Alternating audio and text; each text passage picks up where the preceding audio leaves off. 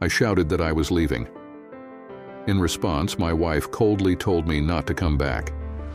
Normally, at such a moment, I would have said something harsh when I left, but this evening I didn't want my last words to her to be so cruel. We'd had that same argument many times over our 14 years of marriage. I always came back. Not this time. In a few days, she'd realize I was serious. Jenna, my wife, had become more and more verbally abusive over the past 6 or 7 months. I couldn't figure out why. Her cutting remarks stung, to say the least. I started avoiding her as much as I could without making things worse.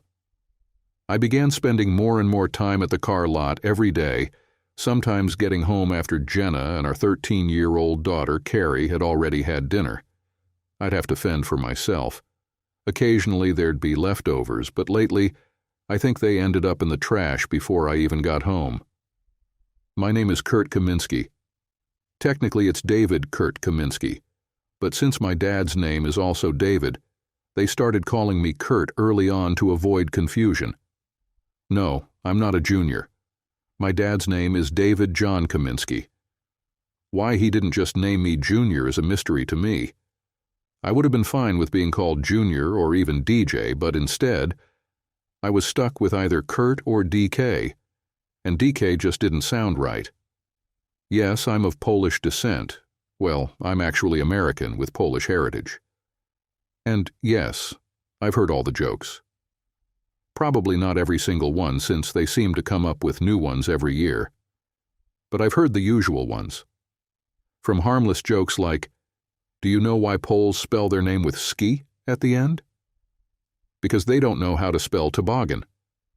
To more offensive ones like, do you know why Polish and Polish are spelled the same? Because they can't tell the difference between crap and shinola. And of course, I've heard worse. But I won't repeat those here. Being the only person of Polish descent I know, besides my dad, in this small town of around 10,000, made me the target of a lot of these jokes. Technically, I'm only half Polish. My mom's side is a mix of German, French, Irish, and English. But with a last name like Kaminsky, I'm seen as Polish. But I digress. Back to the main point. My wife, who will soon become my ex-wife, turned out to be completely different from who I thought she was. I discovered this just 4 weeks ago. As I mentioned earlier, I was spending more and more time away from her because of her abusive behavior. After returning home several times without dinner, one Monday evening I decided to have dinner at a local restaurant. I was sitting in a booth and was about to place an order when I heard a conversation in the next booth. What caught my attention was that someone said the word Pole. I listened more closely and heard one of the men ask, "How long have you been sleeping with a Pole's wife?" "Even before they got married," the other guy replied. "Actually, I slept with her on their wedding day, and he had no idea." I didn't recognize the voice of the first man, but I immediately recognized the second one. It was my best friend, George Carey. I was in complete shock. I didn't really hear the rest of their conversation until I heard George say, "Yes, we meet and have intimacy at least twice a month. Kurt is so busy at the dealership that he has no idea what's going on." Just then the waitress came to take my order, and I quietly said, "Sorry, I have to leave." I walked out, making sure to avoid their table so they wouldn't notice me. I couldn't believe it. My wife, Jenna, with my best friend. He was even my best man at our wedding. He's also my mechanic. Or at least he will be for a little while longer. Technically, he's not my mechanic since he's an independent contractor, but I exclusively use him for all my car repairs and inspections.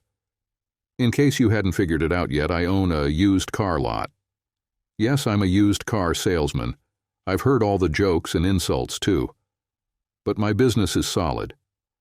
People trust that they'll get a great car at a fair price from me, and they know I stand by my cars. If there's an issue, I handle it.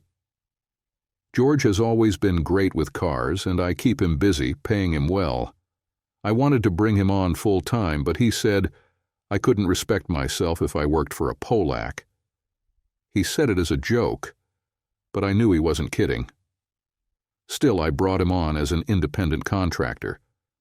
Not that independent, though, since I was his only source of work. That would eventually be his undoing.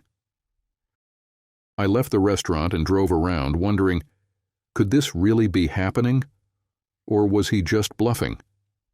I could hire a private investigator, but if what he said was true, they only met about twice a month. That might just be a big waste of money. Instead, I decided to check her phone and emails. That's what I chose to do. When I got home, Jenna was her usual irritable self. That didn't bother me, as I had no interest in talking to her until I found out the truth anyway. After she fell asleep on her side of the bed, I got up and checked her email. Nothing seemed suspicious there. Her phone was password protected, but I quickly figured out that the code was our daughter's birth date. I found a few texts that could be misinterpreted if I really wanted to, but none to or from George. His name was in her contacts, but since he was my best friend, that wasn't too surprising. Maybe he was just full of it, I thought. But her attitude lately had me wondering if something was definitely off. Maybe it wasn't with George, but possibly someone else. I went back to bed, tossing and turning, trying to fall asleep. It finally came sometime after 2:43 a.m., because that's the last time I remember seeing on the clock. The following day at the car lot, George came in and made one of his usual Polish jokes. This wasn't out of character for him, and normally I'd just give a half-hearted chuckle and let it go. But today was different. I snapped at him. "George, what do you even know about Poland? I bet if I handed you a world map, you couldn't even find it. You make jokes like all Polish people are dumb, but I bet they could point out the U.S. on a map, maybe even our own state.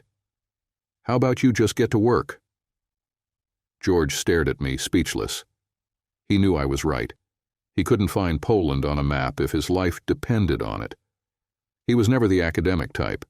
Sure, he was good-looking, had street smarts, and knew his way around an engine, but school? Not his thing. I guess that's why we were friends back in high school. I helped him with his homework, just so he could graduate.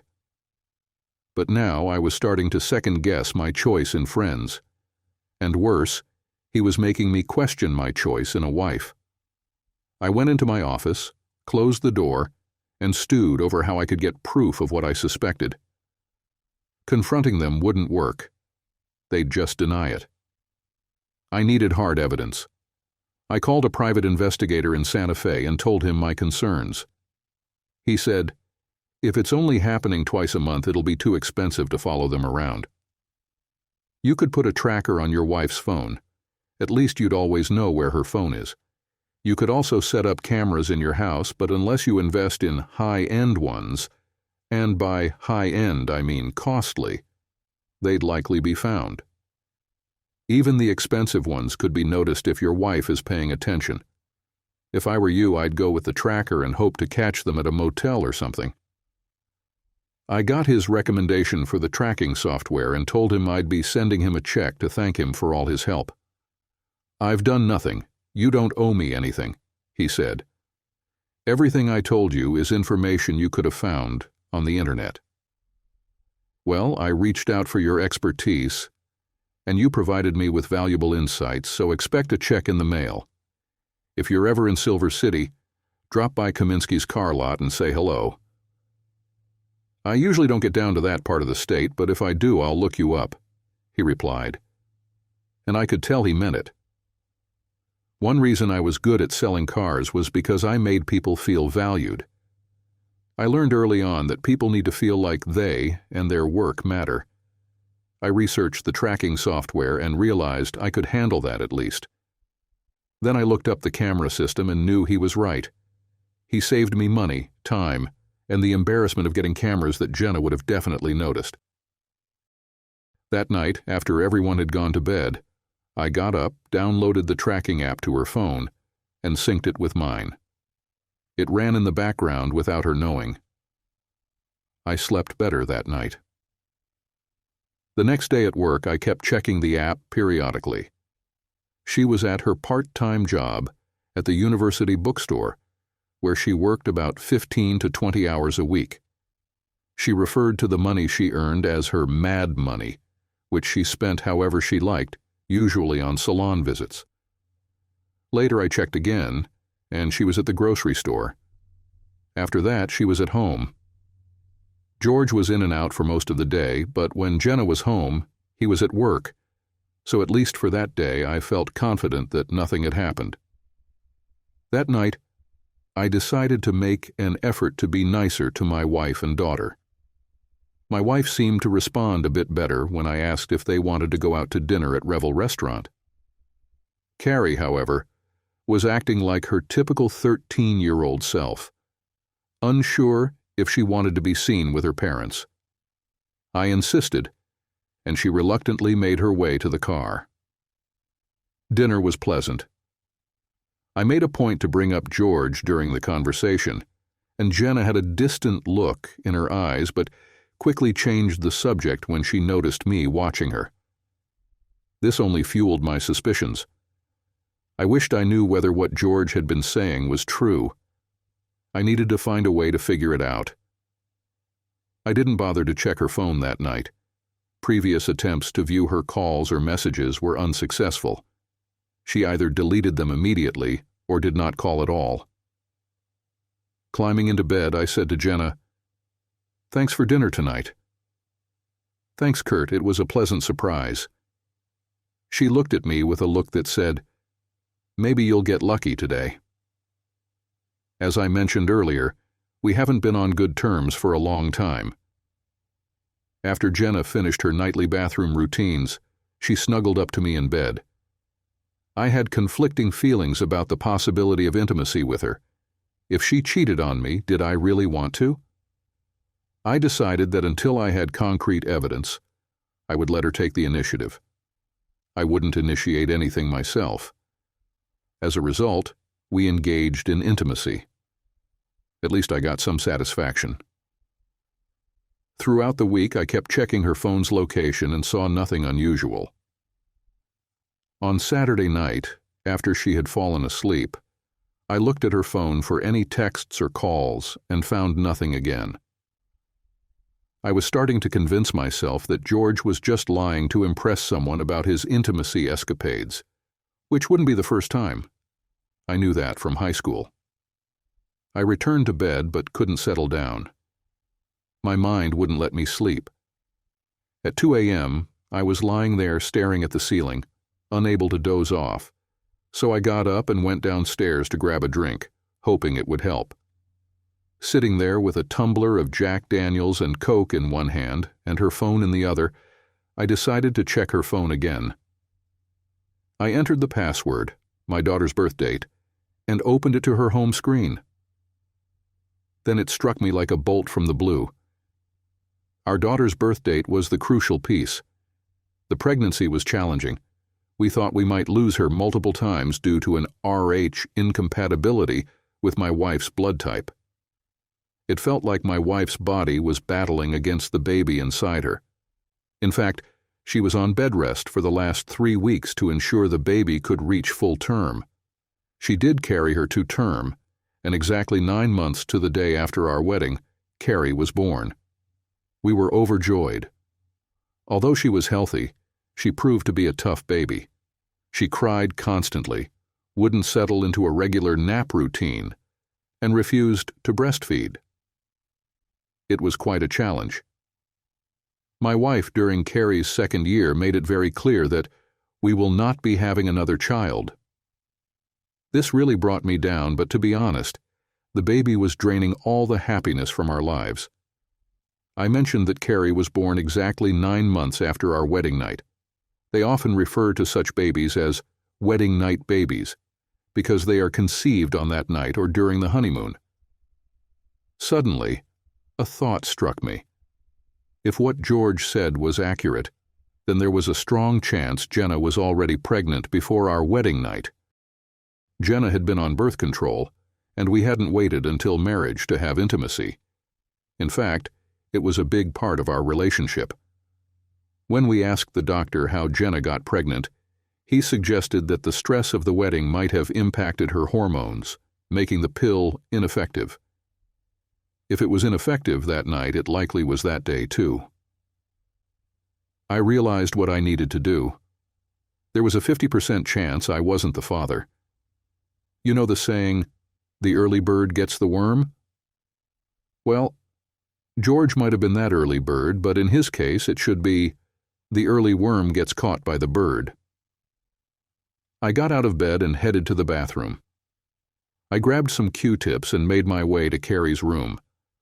She was sleeping soundly now, having finally established a good sleep routine at 4 years old. Before that, it had been quite a challenge. She lay there snoring, mouth wide open, making it easy for me to take a Q-tip and swab the inside of her cheek without waking her. I placed the swab in a plastic Ziploc bag and repeated the process for myself. If Carrie turned out to be my biological daughter, I would still have doubts about Jenna's fidelity. However, if Carrie wasn't mine genetically, things were going to get very complicated. Sunday was a day for tackling chores around the house, and we each had our tasks. I took my time with mine to minimize my interactions with either Jenna or Carrie. I struggled to keep my emotions in check, so I wanted to hide how I felt. I felt both anxious and reluctant to uncover the truth behind my suspicions, which weighed on my mind all day. Jenna noticed and asked, "Is something bothering you, Kurt?" I needed a quick excuse, so I replied, "I'm planning to buy a lot of cars at the next auction to stock my lot. This means money will be tight until I can sell some to balance it out." "Well, just don't overextend us," she cautioned. She often referred to the business as us, which was reassuring in a way, but I had incorporated the car lot to protect my personal assets. We live in a litigious society, and I wanted to avoid any business issues affecting my personal life. "I think I'll pay off the credit cards and keep only one, so our credit looks better," I told her. This was a cover for my plans to prevent any financial damage if she found out what I was really up to. "Do whatever you think is best," she said casually. That idea had come to me in the moment. It's amazing how quickly your mind can work when you let it. This would help mitigate any fallout if my suspicions turned out to be true. Early Monday morning, I took my samples to West New Mexico University and spoke with someone from the science department. They directed me to the department head, who informed me about their cellular and molecular biology major program and expressed their willingness to help.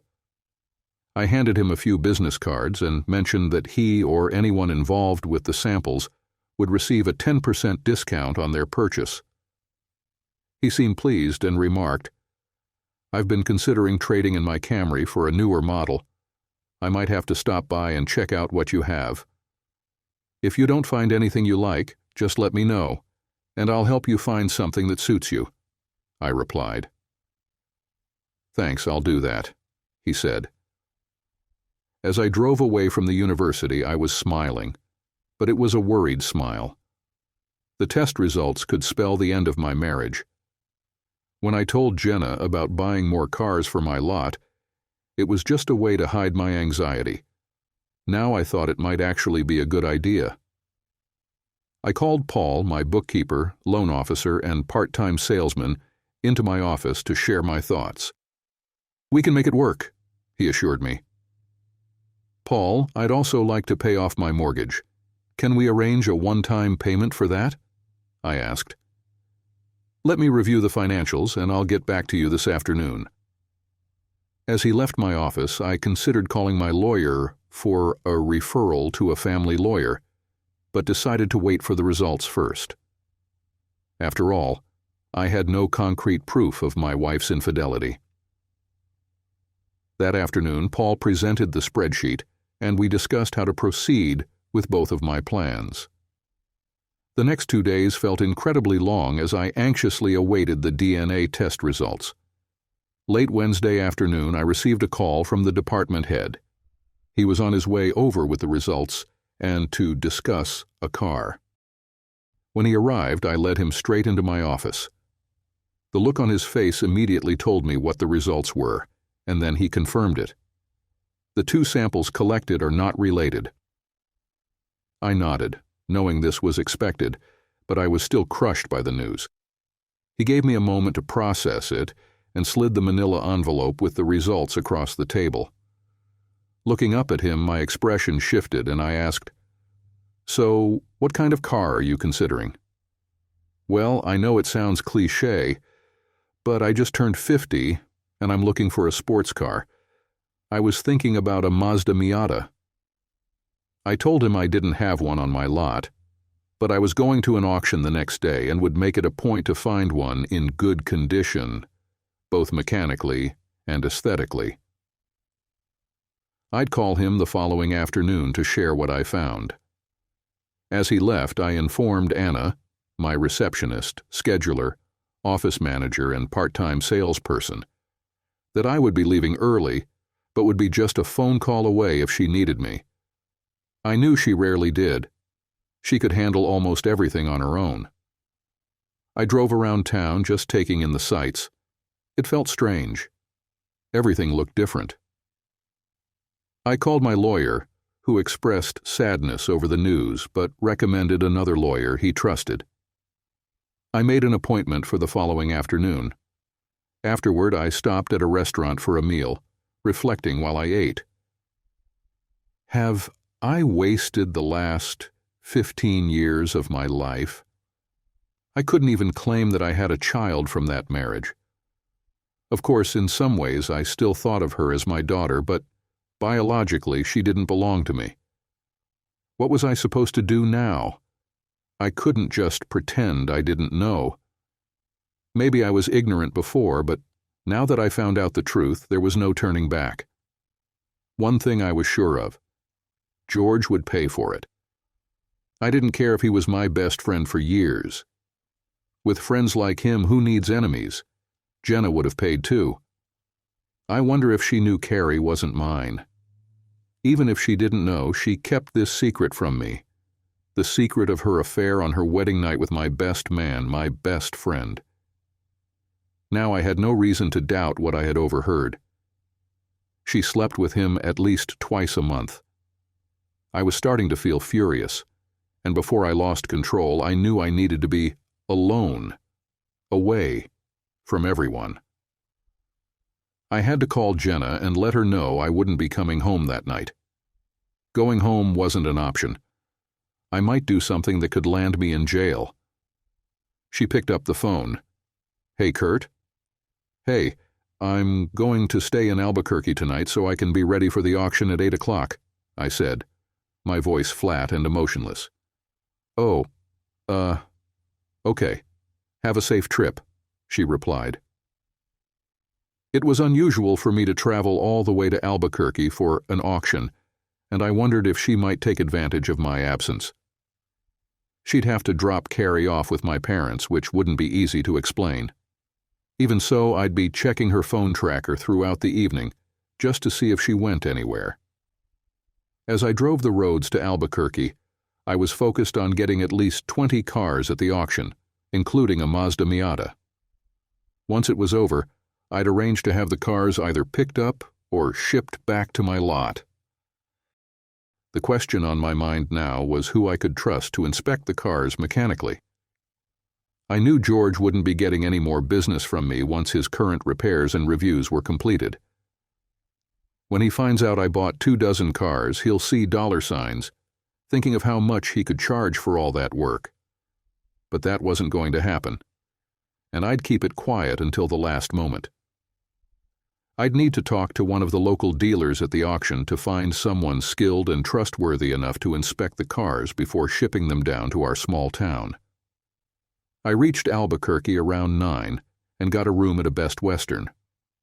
Even though I owned the business, I couldn't justify charging an expensive hotel to the company. The room was comfortable, and so was the bed, just what I needed.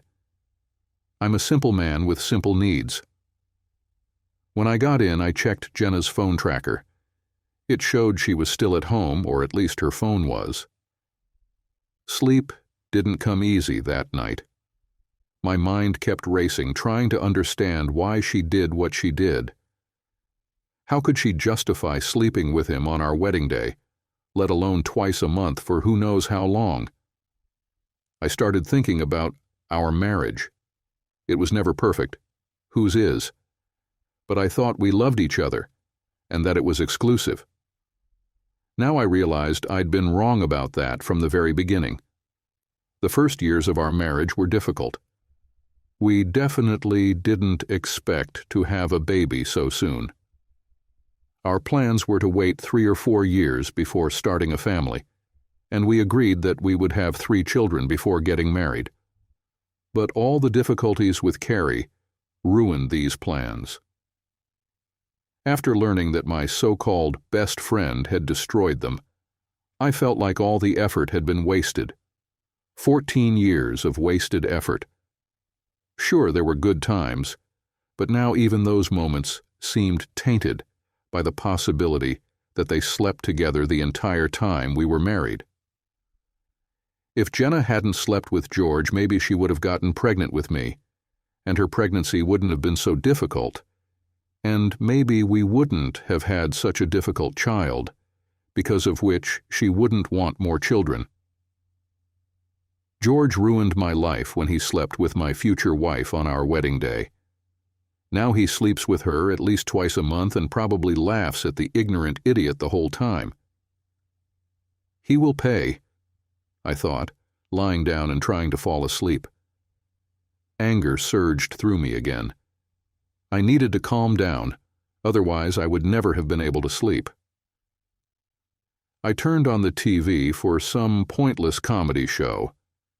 Laughing helped me relax, and by 11 o'clock I was ready for bed, preparing for the long day ahead.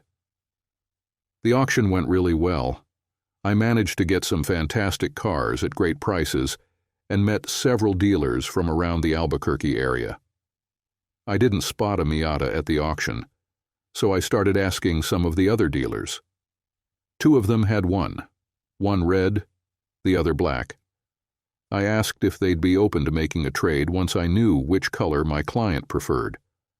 Of course, they both replied. Just let us know what kind of cars you have on your lot, and we'll make it work. I realized I needed to make attending these auctions a regular thing. The sense of camaraderie with other business owners in the same industry gave me a new energy to grow my business, and it also helped take my mind off my personal issues. Later that afternoon, when I met with my lawyer, the news wasn't good. I'd lose half of everything and still have to pay alimony and child support for a child that wasn't even mine. Right then I decided I wouldn't go through with the divorce. Instead, I would leave her with George's child, pay off the mortgage, and let her stay in the house. But since only my name was on the deed, she wouldn't be able to sell it. By continuing to cover the taxes and utilities, she couldn't claim abandonment and take the house. The business was another concern, though. Even though it was set up as a corporation, I had a feeling that if I didn't take steps to protect it, I could lose it. I'd need to consult with my business lawyer about that. When I walked into the house after a long day, I was exhausted. I told Jenna, I'm wiped out. I'm going to take a shower and head straight to bed and then headed upstairs. Do you want some dinner? She called after me.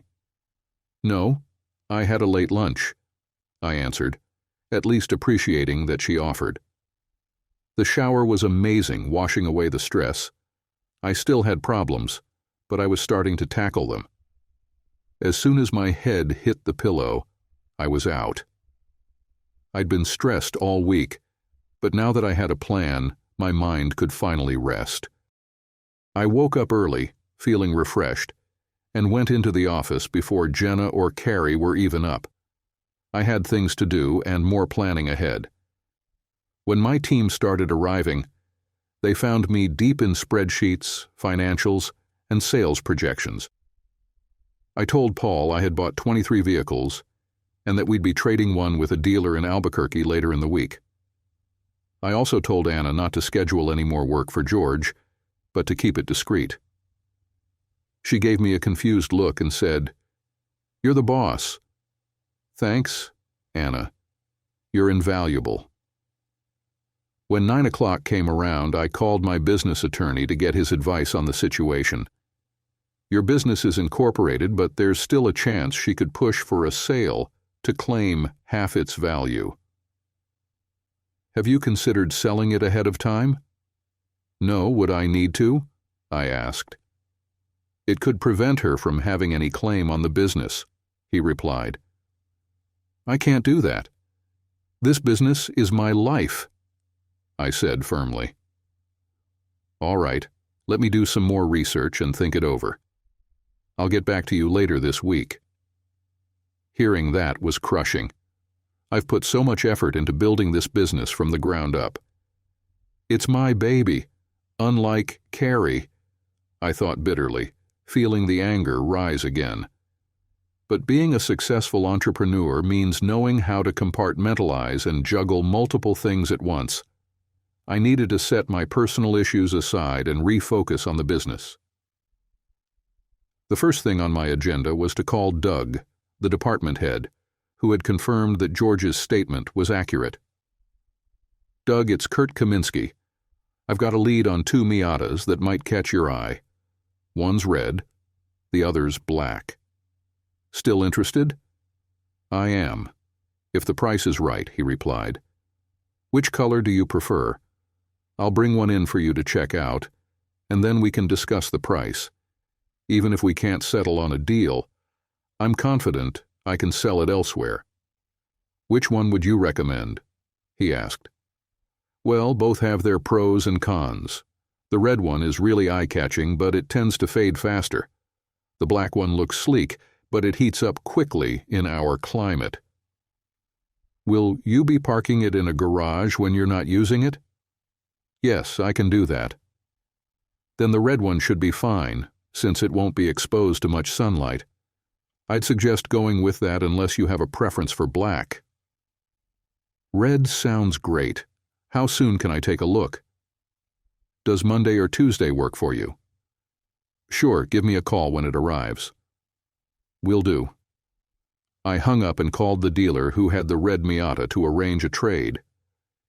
He was interested in one of the BMWs sitting on my lot for the last 3 months, which he would have a better chance of selling in the big city. By this point, George had come in. He had a couple of cars that still needed work. As an independent contractor, he could come and go as he pleased, and as long as the work was done when I needed the cars, I didn't mind. He overheard some of the salespeople discussing the 23 cars that would soon arrive on our lot. Poking his head into my office, he asked, Hey, Kurt, when are those cars coming in from the auction? I want to make sure I plan my schedule to get them done for you. The auction house is handling the shipping. They'll probably arrive late next week or early the following week, I replied. It was hard to stay calm while talking to him. The damn backstabber. Okay, I'll check with Anna and have her put me on the schedule, he said. I just chuckled quietly as he left. That weekend I kept my distance from Jenna. I busied myself with yard work and running errands, not even bothering to check her phone tracker. It didn't matter to me anymore. I only felt contempt for her. Raising another man's child was something I could never forgive. On Monday, I was back at the car lot. I called the dealer in Albuquerque to let him know I'd be driving up the BMW and picking up the Miata. Great, he said. We'll have a late lunch when you get here. It was a beautiful day for a drive, so I let Anna know I'd be gone all day. Hold down the fort. I told her. "Will do, boss," she replied. She really was indispensable. I need to give her a raise, I thought to myself. The drive was pleasant, and so was the lunch. The other dealer made me feel genuinely welcome, and I left feeling like I'd made a new friend. On the way back, driving the Miata, I was really enjoying myself. The top was down, and the wind was blowing through my hair. I decided right then that I'd call the other dealer and get the black one for myself. I needed to live a little, and soon. I wouldn't need anything more than a two-seater anyway. When I pulled into our driveway with the red sports car, Jenna looked out the window and must have said something to Carrie because they both came out to see it. "Honey, why do you have this car? You know we need something with a back seat for Carrie," she said in a condescending tone. "I just picked it up from Albuquerque for a customer. I thought you both might like a ride in it," I replied. "No, honey, I don't like small cars," Jenna said, her voice carrying a hint of disdain. "Carrie?" I motioned for my daughter to get in. "No, Dad. It's bad enough I get teased about my last name. I don't want to be seen riding around with Polak, the used car salesman," she said in that cruel way only a teenager can. I was shocked, to say the least. Where had this disrespect come from? I glanced at Jenna, who acted like Carrie had done nothing wrong. Great. Now both the women in my life were disrespecting me. I know teenagers aren't supposed to be best friends with their parents, but the way she said it made me question my entire family dynamic. "Well, I'm going to take it for another spin. I'll be back later," I said, as I put the car in reverse and sped off. I drove around Silver City, seething. My marriage was falling apart fast. When I finally came home around 9:30, I went straight upstairs, took a shower, and got into bed. When I didn't come down afterward, Jenna came up and stood in the doorway.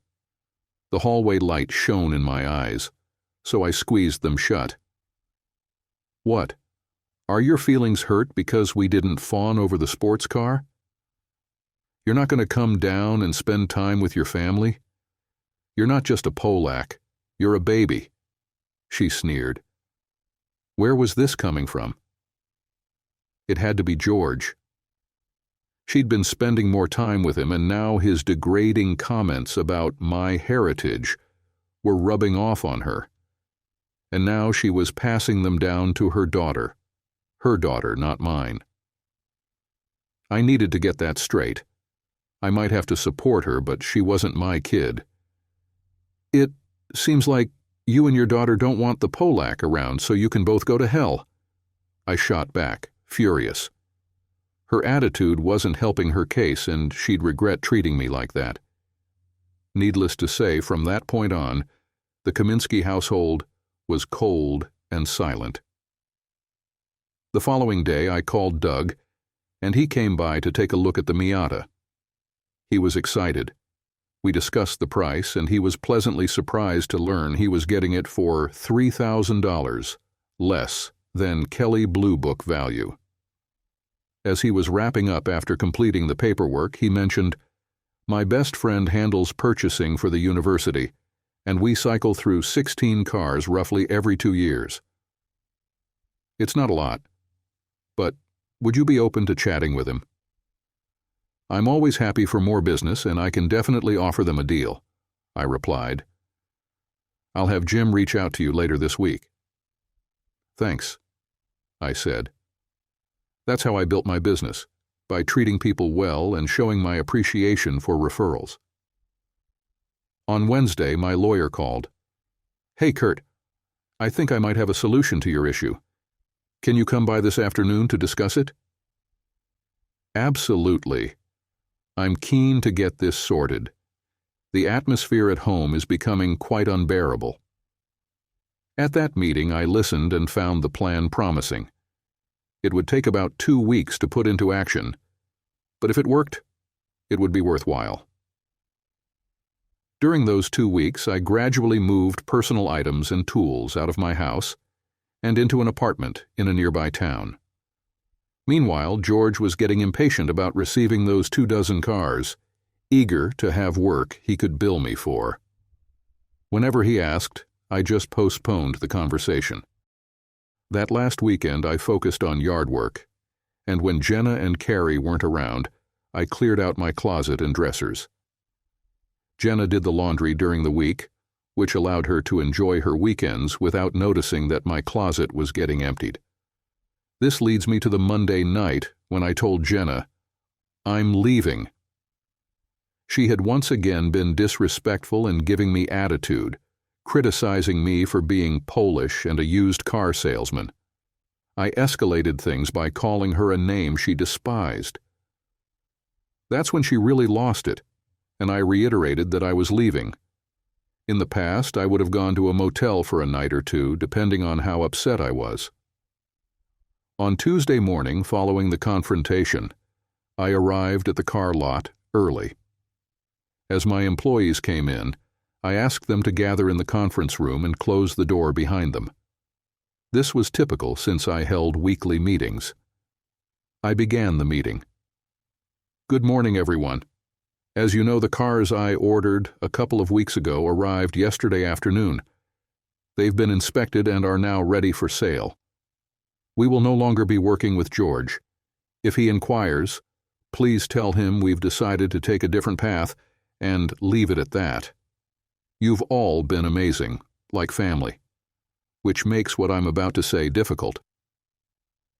I paused, wiping a tear from my eye. "I have sold the business." They looked at me, shocked. "However, your jobs will remain unchanged. Anna, you will be taking on some of my responsibilities, along with a raise to match." Even in their surprise, they began congratulating Anna, knowing she deserved it. "Anna, please see me after the meeting to discuss a few details. I'll still be involved, but in a consulting role, and I won't be taking sales away from any of you." They were relieved I would still be around, even if just occasionally. As we exited, George was waiting by the door. "Hey, why wasn't I included in the meeting?" He usually attended our previous meetings. I replied, "This was an employee meeting, and you're not an employee." He hesitated, then said, "I see the cars have finally arrived. I'll get started on them right away." "No, they've already been inspected and prepped for sale. Nothing needs to be done," I stated firmly. He looked taken aback. "But I check all your cars, Kurt. What's going on?" "George, I've sold the business, and the new owner wants to go in a different direction."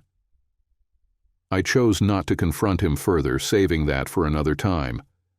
I learned that sometimes less is more. "I can't believe you sold the business," he exclaimed. "What am I supposed to do now?" Naturally, it was all about him. He had just learned he was out of a job. "Well," I said, "you can collect your check for the past 2 weeks of work." That wasn't much, as Anna had only used him a few times. He had been lounging around, expecting to be busy with the delivery of 23 cars. How mistaken he was. I felt no sympathy for him and wished I could tell him it was because of his backstabbing behavior. During my meeting with Anna, I asked her to keep our conversation private. "Of course, Kurt. You know I would never share anything you don't want me to," she replied. "All right, here's the situation. I've set up some companies that I incorporated in Nevada. One of them is buying this car lot, while the other is acquiring the other company. I am the sole stockholder of both. I'm planning to divorce Jenna eventually, and I want to make sure she doesn't get control of the business." "Why's that?" she inquired. "I've already moved out. Jenna doesn't know yet, but I'm not going back. She's been having an affair with George. And honestly, I believe Carrie isn't my daughter. She's probably George's. I'm not sure if Jenna is aware of that, and I doubt George knows either. They'll find out soon enough. I'm not actively seeking a divorce right now. I'll keep paying the utilities and taxes on the house to avoid her claiming I abandoned her and taking all my assets. If she does file for divorce citing irreconcilable differences, I don't want her to have any claim on the business. That's why I've arranged for the company to be bought in 2 separate transactions. Let them try to untangle that. The proceeds from the sale will be used up by the time she finally gets around to finalizing the divorce. On top of that, my consulting work and a few sales commissions won't bring in much. Anna, you're more than capable of managing the day-to-day operations. I will be available for any questions you have, but let me just say, I trust you and your judgment completely. When I explained the new ownership, she smiled again, but the moment I mentioned Jenna and George, her expression turned deadly, like she was ready to explode. This was a woman I deeply admired and respected. I continued, "There's just one more thing I need you to do before I step aside. I need you to order a new sign and letterhead. We're changing the business name, which will further solidify in George and Jenna's minds that the company has been sold. The new name is Bezradny Auto." I spelled it out to ensure she got it right. She gave me a puzzled look, so I added, "One day I'll tell you why I chose that name. For now, just know it says everything." Though still confused, she trusted me enough to follow through. After that, I said goodbye to everyone on my way out. I got into my Audi and headed towards Albuquerque. 2 hours into the drive, I got a call. Caller ID showed it was Jenna. I hadn't expected her to call until later that evening. That was usually the pattern when I'd leave. I'd be gone for a day or two, she'd call, we'd talk, and I'd come back. Things would improve for a bit, and then we'd fall back into our old ways. Eventually, we'd have another big argument, and the cycle would repeat. I decided to answer the call, expecting to hear whatever nonsense she had to say this time. "Hello?" I greeted her, speaking through the car's hands-free system. "Kurt, what's happening?" she asked, her voice a little unsure. "Nothing much, just driving to Albuquerque." "Why are you going there?" she inquired. "To pick up a car," I replied flatly. "So what I heard must be wrong then," she continued. "Ah, so George must have called her. Makes sense. Call your lover to check in on her husband." "I'm not sure," I said. "What exactly did you hear?" "George called me and mentioned that you sold the business." "Why would he call you?" I asked, throwing her off balance. She quickly regained her composure. "Well, he's your best friend. He probably thought I might know what's going on." Best friend? What a joke. I was the joke to him. A dumb Polak, too blind and clueless to see what was happening behind his back with his cheating wife. I said to Jenna, "It seems my family was ashamed that I was a used car salesman. So yeah, I sold the business. Now you don't have to carry that burden anymore." Shouldn't we have discussed this first?" she asked. I could tell she was worried about how we'd make ends meet now. "It was my company. I owned it before we were married. I can sell it whenever I want. I just hope the new owner treats my former employees well." "So, did you get a good price for it?" She was clearly worried about how it would affect her lifestyle. I wasn't really focused on that, I just knew I needed a change. I'll start looking for something new after I take a few weeks off to relax. "What about the mortgage?" she asked.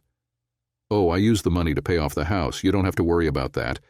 We just need to cover utilities and taxes now." "What about food, gas, insurance?"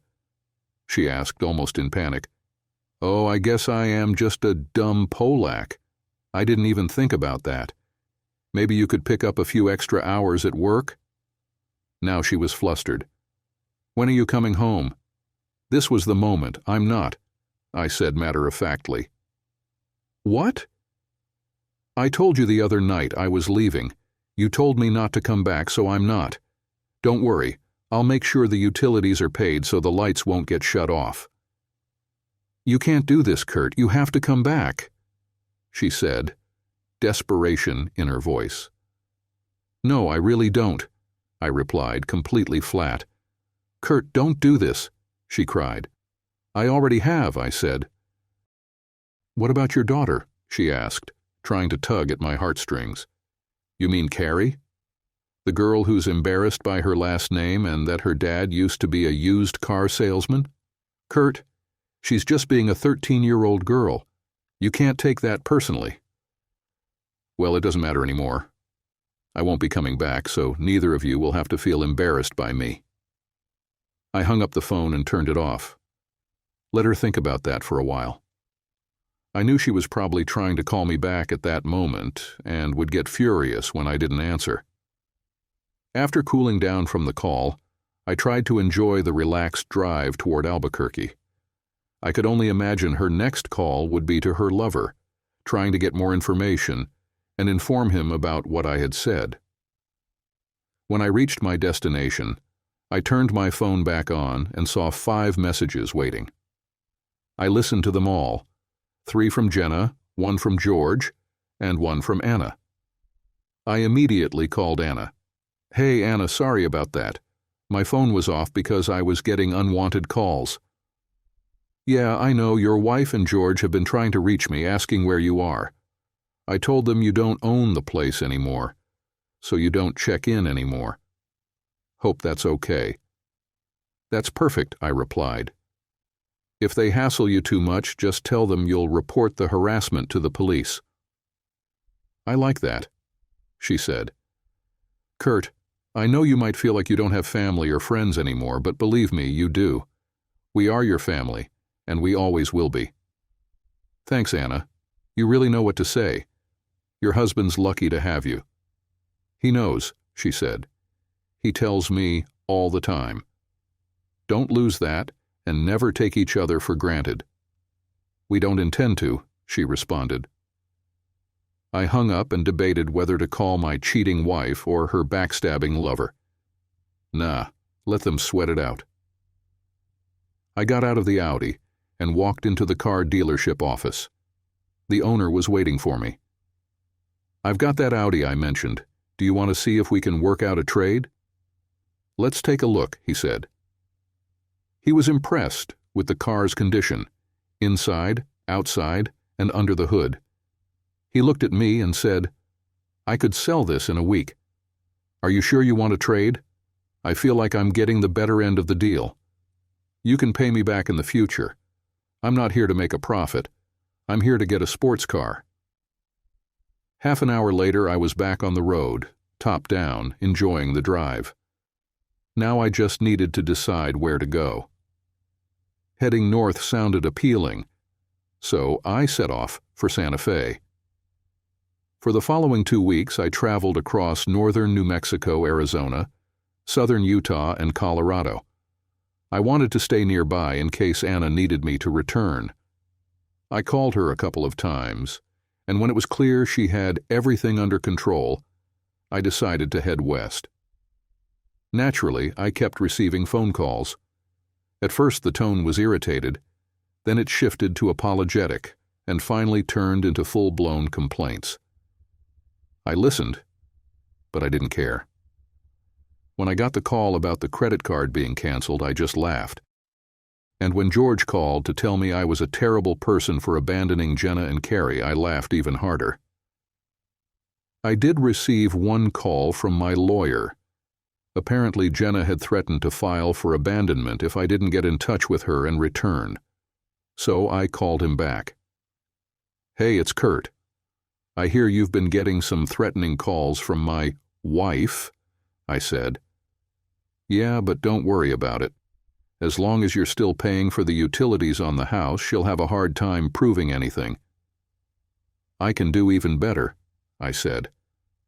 I've got a recording of me telling her I was leaving and her telling me not to come back. That's great. Send me a copy, he said. If she gives me any trouble, I'll pass that on to her lawyer. Let them try to push it. Thanks. I'll check in with you in a week to see what's happening. I continued my journey through the Southwest. The Miata wasn't the most comfortable ride, but it was definitely fun. I got a lot of attention from people along the way, even a few flashes from some bored middle-aged women. But I didn't go after any of that. I was still technically married after all. I traveled to Reno, then to Lake Tahoe, made my way to the coast, through Napa Valley and down Highway 1, winding along the shoreline. I veered over to Yosemite, down to San Diego, across Death Valley, and on to Vegas, eventually reaching Phoenix. Throughout the trip, I took my time. I'd stop at car dealerships, chat with the owners, and just shoot the breeze. Some of them were envious of a guy in his late 30s who could just take off and roam around like that. After about 3 months and 8,000 miles, I decided to return to Silver City. When I pulled into Bezradny Auto, my entire team was there to greet me. In fact, there were a few new faces as well. They all welcomed me back warmly. As I walked into Anna's office, which used to be mine, she looked up, and when she saw me, her smile widened. She got up, walked around her desk, and gave me a big hug. We chatted for a bit, and then I asked, "Do you think I could take everyone out to Wrangler's for a meal and drinks? Could we close up at 5 o'clock? It was 3 o'clock at the time, and I had some errands to run. "Of course, I'll make sure of it. The whole team will be there," she replied. I said my goodbyes and told everyone I'd see them in 2 hours. The atmosphere was upbeat. I then stopped by my lawyer's office. Earlier in my travels, he had informed me that Jenna had attempted to claim abandonment to get all my assets, but he had managed to stop her. We discussed the next steps. At 5 o'clock, I met the crew at Wrangler's. We enjoyed a great meal, and it was nice to catch up with everyone. After about an hour and a half, people began heading home, leaving just Anna and me.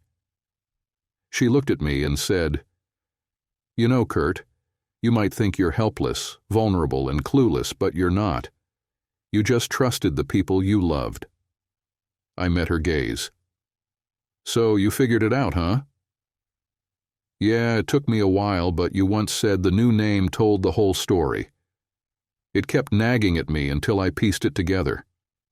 You may be the Polak, but none of those jokes could ever capture the real you. They're an insult to you and your heritage." "Thank you, Anna.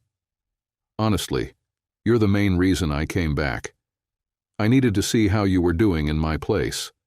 I'm glad to say you didn't just fill my shoes. You made a pair of your own." "I had a great mentor," she said, her voice full of appreciation. We hugged, and she headed home to her husband. He really was a fortunate man. I returned to the apartment, a place I hadn't set foot in for 3 months. The air inside was stale, and it needed a good refresh.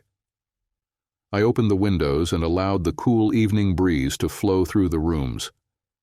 I grabbed a beer and settled on the deck overlooking the pool. A few people were swimming, and a family was playing nearby. My thoughts drifted back to Jenna and me.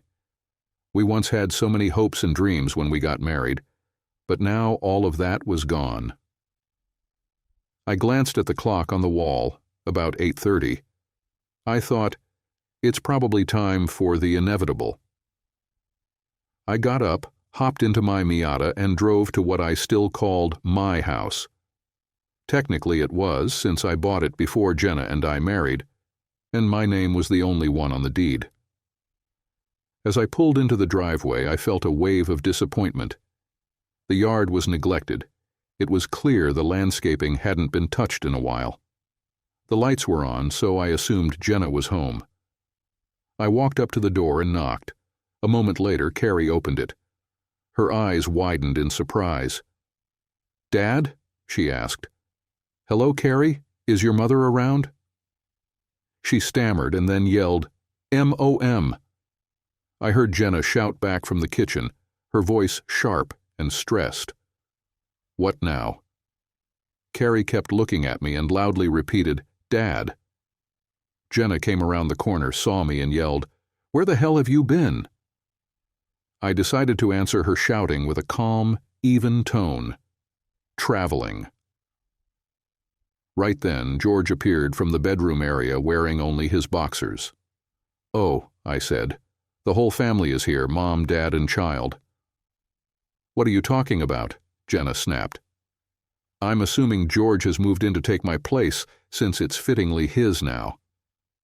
Jenna looked at me, confusion written all over her face. Carrie said, "He lost his apartment after you fired him, and Mom needed a man to help with the bills and everything else around here since you just left." The bitterness in her voice was unmistakable. "Well, young lady, you seem to have your facts wrong." She hated when I corrected her. George was never my employee by his own choice, so I couldn't have fired him. As for the bills, all the utilities and car insurance are set to auto-pay. "What about groceries and gas?" Jenna snapped. "You had a job. Did you lose it? I know it was just your fun money. But it was enough to cover groceries and gas while I was away." "So you think you're just going to waltz back in here and move back in?" she asked. "No, I'll wait until you and your boyfriend can find somewhere else to live." It was obvious they were sleeping together in my house, and Carrie didn't seem to mind. "I'm not moving out of my house," Jenna said. "Correction, this is my house. It was mine before we got married, and my name is the only one on the deed," I responded. "Well, you left, so it's mine now." "The law doesn't work that way. I've been paying the utilities and property taxes, so I'm still the rightful owner, and although I was gone for a short time, I still own it. Don't worry, I'll give you 2 lovebirds until the end of next month to find a place. Just make sure you take your daughter with you." "What do you mean, your daughter?" "She's our daughter," Jenna snapped. "You're absolutely right," I replied with a grin. Jenna looked confused. Then I turned to Carrie and said, "Carrie, I know you hate being called a Polak, so I have some good news for you. I'm not your real father. George is." The silence that followed was deafening. After a minute, Jenna timidly asked, "What?" "Yes, Jenna. It seems that your little wedding day affair resulted in a baby. Just not mine. But hey, Carrie, now you can finally take your real father's last name and be Carrie Carey.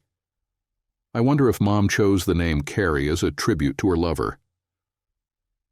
I glanced at Jenna, and she looked over at George, who had turned pale as a ghost. "What's wrong, George? Don't want to be a dad? Well, too bad. Time to take responsibility. But look at it this way. It's only for another 4 years or so, and then college."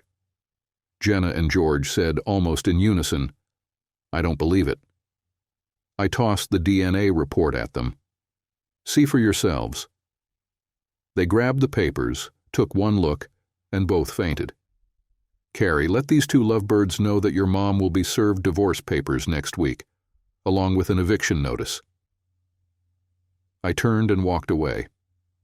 The whole time I was gone, I kept wondering if the affair had been going on throughout our entire marriage.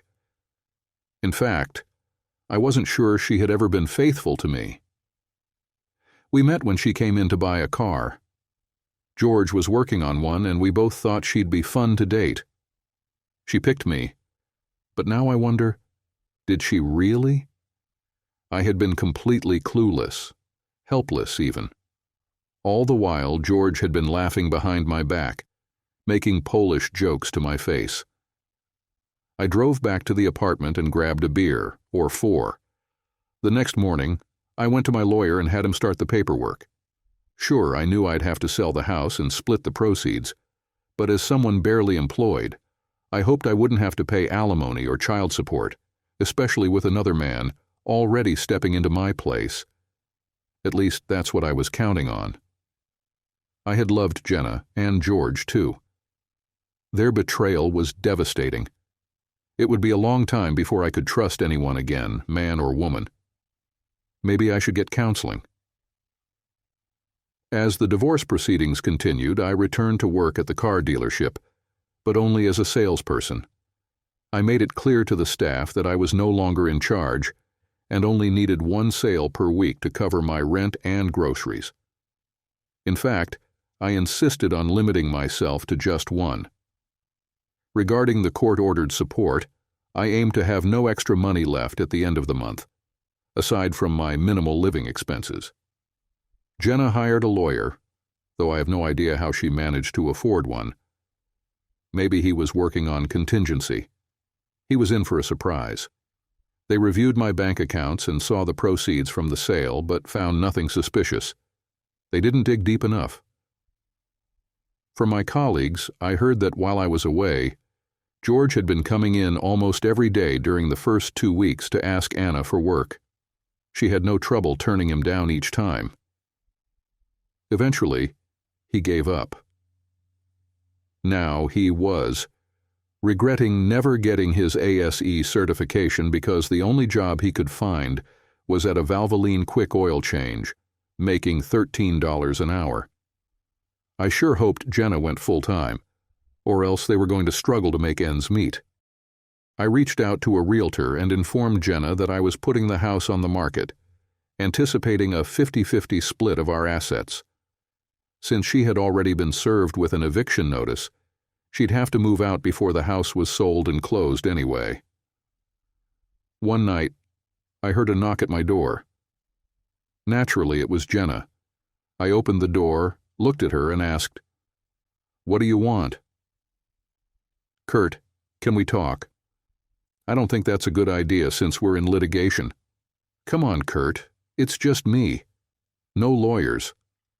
Can't we sit down for a civil conversation?" "Okay, I suppose, but let's go to Denny's," I replied. "That way there are witnesses." I thought to myself that I didn't trust her enough to be alone. We were sitting in a booth at Denny's, and after exchanging a few pleasantries, I asked, "Why, Jenna?" She glanced at me, hesitated, and replied, "I guess the simple answer is that I liked both of you and couldn't decide." "So, were you seeing both of us at the same time?" She looked down at the table and admitted, "Yes, but George told me not to mention it to you because he knew it would ruin your personal and professional relationship with him." "So, when I proposed, why did you say yes?" "Because I loved you." "What about George?" I inquired. "I also took care of him, but I realized that he would never have been a suitable husband. When you asked me about it, we discussed everything and ended our relationship. I wanted to focus on us and prepare for our wedding. So, on our wedding day, by letting him be with you, you said, 'I'm marrying him, but you're still my boyfriend.'" She cried, "It wasn't like that." "Then what was it, Jenna?" She paused before answering. "I didn't want to lose him, and he didn't want to lose me." "Well, now you have each other and your child. By the way, a good choice of name for her." I didn't even realize it until I had time to think during those 3 months on the road. "I really didn't know Carrie wasn't yours. I swear I didn't do it." Then she looked at me and said, "Kurt, I came to talk to you tonight because I still love you." It's nice to hear that, Jenna, but I don't think you really understand what love is. I loved you more than anything in the world, and it's obvious that you can't say the same. I really loved you with all my heart, but now I can honestly say that I feel nothing but contempt for you. When I said that, she looked at me and understood that our relationship was over. There would never be an us again. I had to ask her another question. "Did you ever stop?" She paused for a moment, then seemed to realize it didn't really matter, so she gave me an honest answer. We never truly stopped. There were breaks, but we'd meet up, usually twice a month. I had hoped for a different response, but I appreciated her honesty nonetheless. One more question. What happened about a year ago that caused you to treat me so poorly? Your entire demeanor changed, and the disdain was clear. Her face flushed, and she looked a bit angry. George started pushing for a threesome, but not with you. I might have considered it if you were involved, but we couldn't find a way to make that work. He kept insisting, and it made me resent you for something I knew you would never agree to. I know it sounds strange, but I imagined having both of my men love me together, and I felt resentment towards you for not being the kind of person who could accept that. So, did you ever go through with it? I asked. No, I considered it, but then you left, and my whole life fell apart. Well, now you can pursue that, knowing I don't care. What you choose to do is no longer my concern. We both understood that our conversation was coming to a close, so I settled the bill, and we walked to our separate cars. 4 months later, we found ourselves in front of a judge who officially declared our divorce. George was there as well. As we exited the courthouse, Jenna suggested, "Can we grab a drink for old time's sake?" "Sure," I replied. By then, the resentment I had towards them had faded. I thought, this will be the last time I have to be with them. They can enjoy each other's company from now on. Let them live in their mess. They deserve each other. Jenna will have to adjust to a lower standard of living. Okay, maybe the resentment wasn't completely gone. We drove to Wrangler's, and as we walked in from the parking lot, I thought, this feels like the setup for a joke. A cheating woman, a backstabbing guy, and a Polish man walk into a bar. The bartender yells, "Hey, we don't serve your kind here." The woman and the guy glance at each other, and then the guy says, "You can't refuse service just because he's Polish." The bartender replies, "The Polish guy can stay, but the health department won't allow us to have women and backstabbers visible in a food establishment." That bartender was Gus. I had given him a great deal on a classic car that someone traded in. Since then, he's treated me like royalty. He adores his 1972 Gran Torino and cares for it meticulously, polishing it from front to back. I may be Polish, but I'm a respected one.